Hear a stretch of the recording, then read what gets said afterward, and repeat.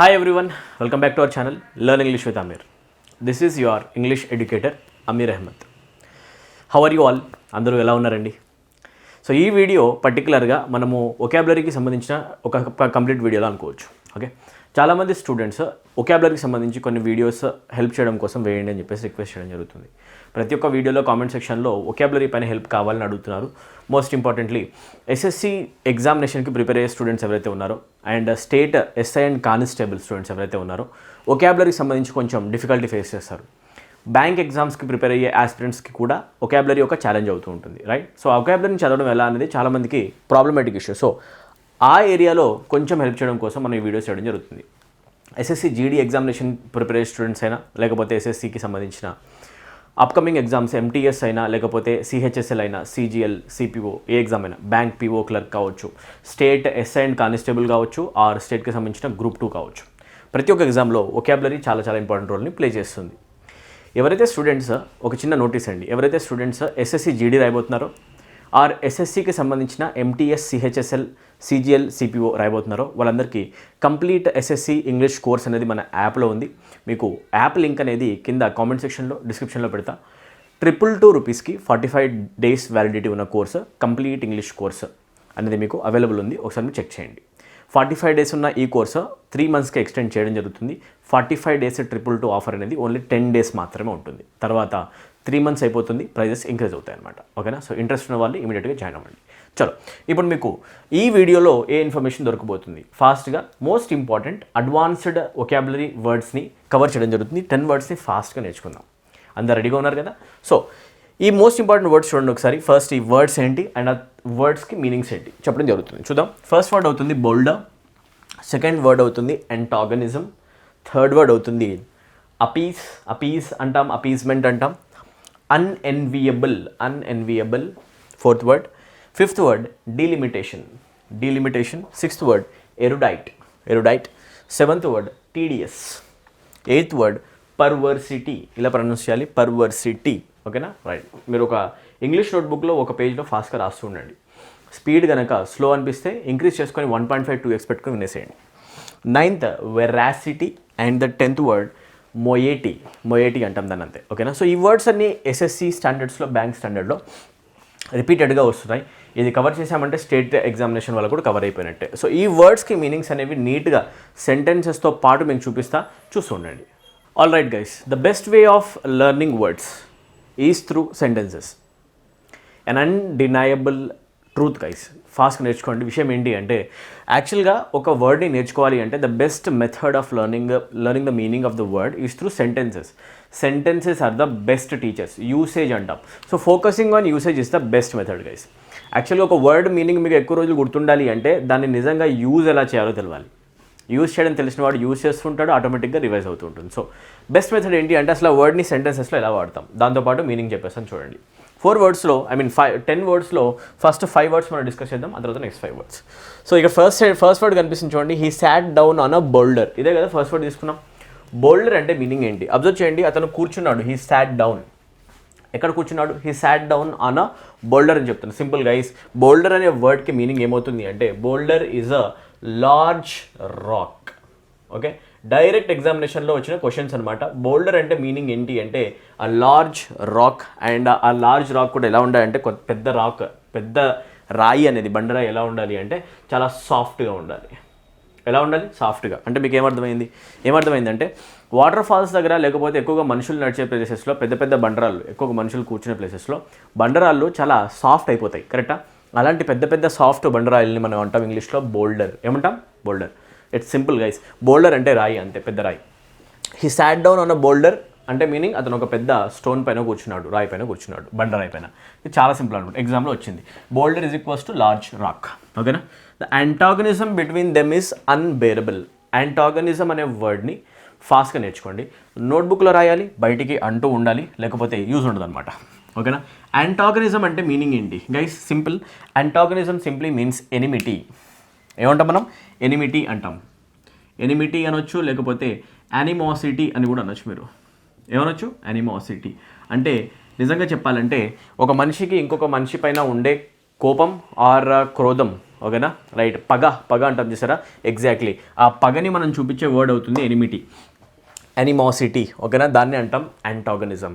Antagonist అనే వర్డ్ని గుర్తుపెట్టుకోండి. Antagonist అంటే ఒక సినిమాలో విలన్, యాంటాగనిస్ట్ అంటే ఒక సినిమాలో విలన్ గుర్తుపెట్టుకోండి. ప్రొటాగనిస్ట్ అంటే హీరో, యాంటాగనిస్ట్ అంటే విలన్. సో ఇప్పుడు అర్థం చేసుకోండి, యాంటాగనిజం అంటే ఏంటి అంటే విలన్కి హీరోకి ఆల్వేస్ ఏముంటుంది, శత్రుత్వం ఉంటుంది. ఆ శత్రుత్వాన్ని చూపించే వర్డ్ ఎనిమిటీ, ఎనిమాసిటీని చూపించే వర్డ్ అవుతుంది యాంటాగనిజం. సో ఇద్దరు వ్యక్తులకు మధ్యలో ఉన్న ఆ శత్రుత్వం, యానిమాసిటీ, శత్రుత్వం అనేది చాలా పీక్ లెవెల్లో ఉంది, అన్బేరబుల్ లిమిట్స్లో ఉంది. సో సెకండ్ వర్డ్ ఈజీ కదా, okay right. Let us move to the third word. Appease అనే వర్డ్ని ఎలా వాడతాం, ఫాస్ట్గా చూడండి. Amendments have been added to appease local groups. Okay ఇప్పుడు చూడండి, ఏదైతే ఒక కొత్త చట్టం తీసుకొచ్చారో దాంట్లో కొన్ని సవరణలు చేశారు. ఎందుకు చేశారంటే లోకల్ గ్రూప్స్ని కొంచెం అపీస్ చేయడం కోసం. అపీస్ చేయడం అంటే మీనింగ్ ఏంటి, అపీస్ చేయడం అంటే మీనింగ్ అవుతుంది, appease simply means to pacify. రాసుకోండి ఇప్పుడే. అపీస్ అంటేనే మీనింగ్ ఏమవుతుంది అంటే టు పాసిఫై, బుజ్జగించడం. బాగా గుర్తుపెట్టుకోండి, పాసిఫై అనొచ్చు, లేకపోతే ప్లకేట్ అనొచ్చు. ఏమనొచ్చు మనం, ప్లకేట్.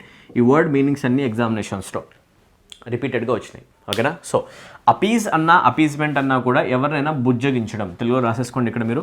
బుజ్జగించడం అనే సెన్స్లో యూస్ చేసే వర్డ్ అవుతుంది పాసిఫై, ప్లకేట్, అపీజ్మెంట్, ఓకేనా. లోకల్ గ్రూప్స్కి ఒక కొత్త చట్టం నచ్చలేదన్నమాట, దానికోసం దాంట్లో కొన్ని అమెండ్మెంట్స్ చేశారు. ఆ అమెండ్మెంట్స్ని మనం అంటాం సవరణలు. ఈజీ కదా. సో థర్డ్ వర్డ్ క్లియర్గా ఉంది. ఫోర్త్ వర్డ్కి వెళ్ళిపోదాం. Being a prison officer is a difficult and unenviable task, ఓకేనా. ఒక ప్రిజన్కి ఆఫీసర్లా ఉండడం, జైలర్ లాగా ఉండడం అనేది, ఒక జైలర్ పొజిషన్ని హోల్డ్ చేయడం is a difficult task. And ఇంకా ఎలాంటి టాస్క్ అంటే అన్ అన్ఎన్వియబుల్ టాస్క్. అన్ఎన్వియబుల్ టాస్క్ అంటే మీనింగ్ ఏంటి అంటే ఎవరికి నచ్చని పని, ఎవరు కూడా ఆ జాబ్ని చేయాలని కోరుకోరు. ఎవరు కోరుకుంది అని చెప్పాలి, ఎవరికి నచ్చనిది అని చెప్పాలి, అయిష్టకరమైనది అని చెప్పాలి. అంటే అన్ఎన్వియబుల్ అని చెప్పాలంటే అన్ఇంట్రెస్టింగ్, ఓకేనా. అన్ఇంట్రెస్టింగ్, అన్డిజైరబుల్ ఏమంటాం మనం, అన్డిజైరబుల్, ఎవరికి ఇష్టం ఉండదు, ఓకేనా. అన్డిజైరబుల్, ఇలా అన్ఇంట్రెస్టింగ్, అన్డిజైరబుల్ అనే సెన్స్లో యూస్ చేసే వర్డ్ అవుతుంది అన్ఎన్వియబుల్, ఓకేనా. సో సింపుల్ అనమాట. అన్ఎన్వియబుల్ అంటే మీనింగ్ ఏంటి అంటే ఏదైనా ఎవరికి నచ్చనిది, అయిష్టమైనది అని చెప్తాం అనమాట. సో ఒక ప్రిజన్ ఆఫీసర్ అవ్వడం అనేది ఒక చాలా కష్టమైన పని, డిఫికల్ట్ టాస్క్, అండ్ ఎవరు కూడా కావాలని కోరుకునేది కాదు, అన్ అన్ఎన్వియబుల్ టాస్క్. సో ఇలా నేర్చుకోండి చాలా ఈజీగా. ఇలా నేర్చుకుంటే బెస్ట్ మెథడ్ దీంట్లో ఏంటంటే ఉన్న బెస్ట్ బెనిఫిట్ ఏంటంటే రియల్ లైఫ్లో ఈ వర్డ్ మనం ఎలా వాడాలో తెలిసిపోతుంది అనమాట. మీనింగ్ తెలుస్తుంది, సెంటెన్స్ తెలుస్తుంది. చలో ఫిఫ్త్ వర్డ్ చూస్తే the main focus was the delimitation. Focus చేయండి. What is the meaning of the word delimitation నేను మీకు చెప్తా, ఓకేనా. Delimitation of responsibilities between the police and judiciary. Main focus యాక్చువల్గా రూల్స్ రాసేటప్పుడు ఏంటి అంటే పోలీస్ యొక్క రోల్ ఏంటి, జ్యుడిషియరీ యొక్క రోల్ ఏంటి, డిఫరెన్షియేట్ చేయడం. ఆ డిఫరెన్షియేట్ చేయడం అనే ఒక వర్డ్ కోసం వాడిందే delimitation. Delimitation itself means to differentiate. Meaning ఏమొస్తుంది, డిఫరెన్షియేట్, ఓకేనా. Differentiate the role of or separate, ఓకేనా. Or limit something. లిమిట్లోనే లిమిట్ ఉంది కదా, దేనైనా లిమిట్ చేయడం, ఓకే. విడివిడిగా సపరేట్ చేయడం. ఆ లిమిట్ చేయడం బౌండరీస్, డ్రాయింగ్ బౌండరీస్ అని కూడా అనొచ్చు, ఓకేనా. ఒకదాన్ని ఇంకొక దాన్ని సపరేట్ చేయడం అంటే మీనింగ్ డ్రాయింగ్ బౌండరీస్. పోలీస్ పని ఇది, లా పని ఇంకొకటి, ఓకేనా. Drawing boundaries. సో ఆ బౌండరీస్ని డ్రా చేయడం అనే సెన్స్లో మనం యూస్ చేసే వర్డ్ అవుతుంది డ్రాయింగ్ బౌండరీస్ బిట్వీన్ థింగ్స్. దాన్ని అంటాం డీలిమిటేషన్. డిఫరెన్షియేషన్ కోసం అండ్ సెపరేషన్ కోసం. సో 5 వర్డ్స్ వరకు అంతా క్లియర్గా ఉంది కదా. Let us move to our next word. Okay friends, let us move to the sixth word. Sixth word కోసం ఇక్కడ 6th సెంటెన్స్ చూద్దాం. Right. Take 1 minute of time, take 1 second of your time to like the video. ఒకవేళ కనుక మీకు video నచ్చితే like చేయండి ఇమీడియట్గా. And మన వీడియోస్ చేయడానికి మోస్ట్ ఇంపార్టెంట్ మోటివ్, మన యూట్యూబ్ ఛానల్ మొత్తానికి పెట్టడానికి మోస్ట్ ఇంపార్టెంట్ మోటివ్, పర్పస్ ఏంటి అంటే ప్రతి ఒక్క స్టూడెంట్ ఎవరైతే ఇంగ్లీష్ అంటే భయపడుతూ ఉంటాడో అలాంటి వాళ్ళకి ఇంగ్లీష్ అనే భయాన్ని కంప్లీట్గా తుడిచిపెట్టుకొని పోయేలాగా చేయడం కోసమే మనం ఈ యూట్యూబ్ ఛానల్ క్రియేట్ చేయడం జరిగిందనమాట. ఈ యూట్యూబ్ ఛానల్లో వీడియోస్ అన్నీ కూడా మీ లోపల ఉన్న ఇంగ్లీష్ అనే భయం ఏదైతే ఉంటుందో దాన్ని ఎరేస్ చేయడం కోసమే, ఓకేనా. ప్రతి ఒక్క స్టూడెంట్ కూడా ఇంగ్లీష్ని చాలా ఈజీగా నేర్చుకోవచ్చు. అది ఏమాత్రం కష్టం కాదు, it's a very easy task. Competitive exam ఫీల్డ్లో వచ్చే ఇంగ్లీష్ని చాలా ఈజీగా క్రాక్ చేసి ఫుల్ మార్క్స్ని స్కోర్ చేసే పొటెన్షియల్ కూడా మీ దగ్గర ఉంది. దాన్ని అన్లాక్ చేయడం ఎలా అనేది మేము మా ఛానల్ ద్వారా హెల్ప్ చేస్తూ ఉంటాం అనమాట. ఒకవేళ కనుక మీకు మా ఎఫర్ట్స్ నచ్చితే ప్లీజ్ షేర్ అవర్ వీడియోస్. ప్రతి ఒక్క స్టూడెంట్ ఎవరైతే ఇంగ్లీష్ ఎగ్జామినేషన్ కష్టంగా ఫీల్ అవుతున్నాడో వాళ్ళందరికీ కూడా సెల్ఫ్లెస్గా షేర్ చేసేసేయండి. నాలెడ్జ్ని షేర్ చేయడం ఆల్వేస్ యూస్ఫుల్ అనమాట. ఓకేనా? And take some time to like the video. Okay, and subscribe చేసుకునే వాళ్ళు ఉంటే ఇమీడియట్గా సబ్స్క్రైబ్ చేసుకొని బెల్ ఐకాన్ని ప్రెస్ చేయండి. ఫ్యూచర్లో ఏ వీడియో వేసినా కూడా ఇమీడియట్గా నోటిఫికేషన్ మీకు వస్తుంది. ఓకే, చలో. సో ఇక్కడ ఈ 6th వర్డ్ చూస్తే he can turn any conversation into an erudite discussion. So ఇప్పుడు చూస్తే 6th వర్డ్ అవుతుంది ఎరుడైట్. ఎరుడైట్ అనే వర్డ్ని కాంపిటేటివ్ ఎగ్జామ్ ఫీల్డ్లో చాలా ఎక్కువసార్లు అడిగారు. ఎరుడైట్ అనే వర్డ్కి మీనింగ్ సింపుల్ నాన్న, ఎడ్యుకేటెడ్. వెల్ ఎడ్యుకేటెడ్ అనే వర్డ్ ఎప్పుడైనా వాడాలి అనుకుంటే అక్కడ మీరు వాడండి erudite person. If I say a person is erudite, he is an erudite person అన్నాను అంటే meaning that person is a well educated person. వైజ్ఞానిక మేధస్సు ఉన్న పర్సన్ ఎవరైనా ఉంటే, నాలెడ్జ్ ఉన్న పర్సన్ ఎవరైనా ఉంటే, హైలీ నాలెడ్జబుల్ పర్సన్ ఎవరు ఉంటే, స్కిల్ఫుల్ పర్సన్ ఎవరైనా ఉంటే అలాంటి పర్సన్ కోసం వాడే వర్డ్ అవుతుంది ఎరుడైట్. వైజ్ఞానిక అనే సెన్స్ వస్తుంది. ఓకేనా? సో ఇప్పుడు చూడండి, he can turn any conversation into an erudite discussion. అతను ఎలాంటి కాన్వర్జేషన్ అయినా కూడా ఒక వైజ్ఞానిక పరమైన డిస్కషన్లోకి మార్చేయగల ఒక ఇంటెలిజెంట్ మేధావి అని చెప్పి చెప్తున్నాం. ఇంటెలిజెంట్ పర్సన్, అంత నాలెడ్జ్ ఉన్న పర్సన్. సో హై నాలెడ్జ్ ఉన్న పర్సన్ని, వెల్ ఎడ్యుకేటెడ్ పర్సన్ని మనం చూపించే వర్డ్ ఎరుడైట్. ఇంకొక వర్డ్ గుర్తుపెట్టుకోండి, స్కాలర్లీ. ఇక్కడ రాసేసుకోండి, స్కాలర్లీ అనే వర్డ్ కూడా సేమ్ అదే సెన్స్ ఇస్తుంది అనమాట, హైలీ ఎడ్యుకేటెడ్ పర్సన్ చూపించడం కోసం. Remember this words. Okay, so మీకు ఈ మెథడ్ అనేది బెస్ట్ వర్కౌట్ అవుతుంది అనమాట. మీరు కూడా ఇప్పటి నుంచి ఏదైనా కొత్త వర్డ్ నేర్చుకోబోతే ఆ వర్డ్ మీనింగ్ నేర్చుకున్న దాంతోపాటు సెంటెన్సెస్ చదవండి. సెంటెన్స్లో వాడే ఒక యూసేజ్ కనుక తెలిస్తే అది రియల్ లైఫ్లో కూడా వాడడం ఎలా తెలుస్తుంది మీకు. ఇప్పటి నుంచి బాగా ఎడ్యుకేటెడ్ పర్సన్ ఎవరైనా కనిపిస్తే you call him an erudite person. Simple as that. Very good. 7th వర్డ్కి వచ్చేస్తే it gets tedious but I get a kick out of doing it that way. So ఇక్కడ 7th వర్డ్ అవుతుంది tedious నాన్న. ఓకేనా? Tedious task అంటే meaning ఏంటి? ఆ task which is very long. ఓకేనా? So if something is too long, ఏదైనా కూడా చాలా ఎక్కువగా లెందీగా ఉంది, ఆర్ చాలా ఎక్కువ టైం టేకింగ్గా ఉంది, చాలా ఎక్కువగా స్లోగా ఉంది, చాలా డల్గా ఉంది. డల్గా ఉందని చెప్పాలన్నా, చాలా స్లోగా ఉందని చెప్పాలన్నా, చాలా లెందీగా ఉందని చెప్పాలన్నా మనం అంటాం టీడియస్. ఏమంటాం? Tedious. He gave me a tedious task. అతను నాకు ఒక పని ఇచ్చాడు, అది చాలా టైం టేకింగ్ టాస్క్ అండ్ చాలా చేయడంలో ఇంట్రెస్ట్ కూడా రాదు, బోరింగ్ టాస్క్, టీడియస్ టాస్క్. ఓకేనా? సో ఇలా చెప్తాం. టీడియస్ మూవీ అని కూడా అనొచ్చు ఒకవేళ అది బోరింగ్గా ఉంటే. సింపుల్ కదా? సో చూసుకోండి. ఓకే, ఇట్ గెట్స్ టీడియస్, చాలా లెందీగా అవుతుంది అండ్ కొంచెం బోరింగ్గా కూడా ఉంటుంది ఒక పని చేయడం, కానీ but I get a kick out of doing it that way. అలా చేయడంలో నాకు కిక్ వస్తుందని ఒక మనిషి అంటున్నాడు. ఒక పని చేయడం స్లోగా చేసుకుంటూ పోతే నాకు కిక్ వస్తుంది అంటున్నాడు. వేరే వాళ్ళకి బోరింగ్ ఉండొచ్చు. ఓకే, సో ఆ పర్సన్లో చెప్తున్నాడు it gets tedious, it gets too long, it gets dull. ఓకేనా? ఇలా రిప్లేస్మెంట్కి వాడేసుకోండి మీరు. రైట్. సో ఇక్కడ మీరు వెల్ ఎడ్యుకేటెడ్ డిస్కషన్ బదులు ఎరుడైట్ డిస్కషన్ అంటారు. ఇలా రిప్లేస్మెంట్ ఆలోచిస్తుండండి, ఇంగ్లీష్ చాలా ఈజీ అయిపోతుంది. Let us move to 8th word. The author of the book seems to be obsessed with sexual perversity. కొత్త వర్డ్ మీరు నేర్చుకోవాల్సింది ఇక్కడ 8th వర్డ్ అవుతుంది పర్వర్సిటీ. పర్వర్సిటీ అంటే మీనింగ్ ఏంటి అంటే wantedly behaving in a bad manner. ఓకేనా? Wantedly behaving in a bad or an unacceptable manner. కావాలని చెడుగా బిహేవ్ చేయడం, వక్ర బుద్ధి చూపించడం. తెలుగులో రాసుకోండి, అన్యాక్సెప్టబుల్ మేనర్. వక్ర బుద్ధి తెలుగులో రాసేసుకోండి ఇప్పుడే. ఆ వక్ర బుద్ధిని చూపించే ఒక వర్డ్ ఇంగ్లీష్లో వక్ర బుద్ధి. ఓకేనా? సో వక్ర బుద్ధి అనే సెన్స్ కోసం మనం వాడే వర్డ్ అవుతుంది ఇంగ్లీష్లో పర్వర్సిటీ. ఎగ్జాంపుల్. ఓకేనా? నేనంటే ఒక మనిషి వక్ర బుద్ధితో ఒక పర్సన్ని పెళ్లి చేసుకుంది. She married him out of sheer perversity. ఆమె అతన్ని పెళ్లి చేసుకోవడం ఓన్లీ వక్ర బుద్ధితోనే చేసుకుంది. అంటే మీనింగ్ ఏంటంటే డబ్బుల్ని ఆశపడి చేసుకుంది. ఇలా అనమాట. వక్ర బుద్ధిని చూపించడం, అన్యాక్సెప్టెడ్ బిహేవియర్ చూపించడం, అది కూడా కావాలని చేయడం, వక్ర బుద్ధి ఉండడం, దట్ ఈస్ కాల్డ్ పర్వర్సిటీ. బాగా గుర్తుపెట్టుకోండి. సో ఈ సెంటెన్స్లో మాట్లాడుతున్నాం, ఒక బుక్ యొక్క రచయిత seems to be obsessed with sexual perversity. అతను బుక్ మొత్తం ఒక సెక్షువల్ కాంటెక్స్ట్లోనే రాశారు. అది చూస్తే ఆ మనిషి భావాలు, ఆ మనిషి బ్రెయిన్ అండ్ ఫీలింగ్స్ ఎక్కువగా సెక్షువల్ థాట్స్తోనే నిండిపోయి ఉంటాయి. అండ్ అదే అతను బయటికి చూపిస్తున్నాడు కూడా. ఆ వక్రబుద్ధి ఉంది మనుషులు అని చెప్పాలంటే సెక్షువల్ పర్వర్సిటీ అంటున్నాం. చాలా సింపుల్ అనమాట. Let us move to 9th word. Okay, so officials expressed doubts concerning the veracity of the story. Beautiful word, ఎగ్జామ్స్లో చాలా రిపీటెడ్గా వచ్చిన వర్డ్ వెరాసిటీ. వెరాసిటీ అంటే మీనింగ్ ఏంటి అంటే ట్రూత్. ఓకేనా? రైట్. ట్రూత్ఫుల్నెస్. Okay, right. ట్రూత్ఫుల్నెస్ని చూపించే వర్డ్ అవుతుంది వెరాసిటీ. ఓకేనా. ట్రూత్ఫుల్నెస్ అంటే మీనింగ్ ఏంటి అంటే నిజం, సత్యం. ఓకేనా, రైట్. ఎంతవరకు నిజం, ఎంతవరకు సత్యం, అండ్ ఎంతవరకు కూడా మనం మాట్లాడేది నిజం, ఎంతవరకు మనం మాట్లాడే దాంట్లో యాక్యురసీ ఉంది, యాక్యురేట్ ఇన్ఫర్మేషన్ ఉంది. సో ఆ యాక్యురసీని, ట్రూత్ఫుల్నెస్ని, నిజాన్ని చూపించే వర్డ్, యాక్యురసీని, ట్రూత్ఫుల్నెస్ని, నిజాన్ని చూపించే వర్డ్, సత్యాన్ని చూపించే వర్డ్ అవుతుంది వెరాసిటీ. తెలుగులో రాసేసుకోండి, నిజం, సత్యం. ఓకేనా. సో ఒకసారి మీనింగ్ చూద్దాం. Officials expressed doubts. అఫీషియల్స్ ఒక స్టోరీ చెప్తుంటే ఆ స్టోరీ నిజమా కాదా అని చెప్పేసి డౌట్ పడ్డారు. స్టోరీ యొక్క సత్యం అది నిజమేనా అనే ఒక విషయం పైన అఫీషియల్స్కి డౌట్ వచ్చింది. రైట్. నెక్స్ట్ 10th వర్డ్కి వచ్చేస్తే Jim's wife was entitle to a moiety. ఇక్కడ మీరు నోట్ చేసుకోవాల్సిన వర్డ్ అవుతుంది మొయేటీ. ఓకేనా. ఈ ఎగ్జామినేషన్స్లో మొయేటీ అనే వర్డ్ మీనింగ్స్లో అడిగారు, సిననిమ్స్, యాంటనిమ్స్ కాంటెక్స్లో అడిగారు, అండ్ మొయేటీ అనే వర్డ్ స్పెల్లింగ్ కూడా అడిగారండి.